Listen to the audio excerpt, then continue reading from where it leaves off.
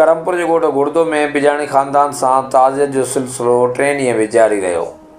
मीर शाज़िन ख़ान बिजराणी, मीर फ़तेहमद ख़ान बिजराणी ऐं मीर एजाज़ ख़ान बिजाणी सां अॼु 3 ॾींहं बि सैयद मोहम्मद शाह जीलानी, JUI जे सीनेटर अहमद ख़ान खिलजी, सरदार हैदर अली ख़ान जखराणी,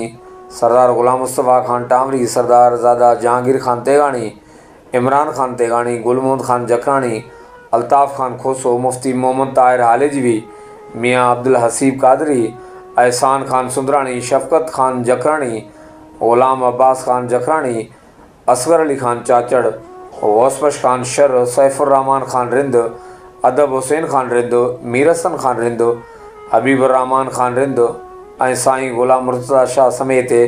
ॾूरा ऐं तोड़े भरपासे जे इलाइक़नि मां केतिरनि मोज़िज़ शख़्सियतनि गुड़दो पहुची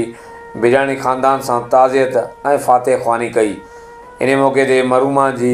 बुलंद दर्जात ऐं मग़फ़िरत लाइ पिणु दुआ घुरी वई। जॾहिं त अॼु टीजे जे मौक़े ते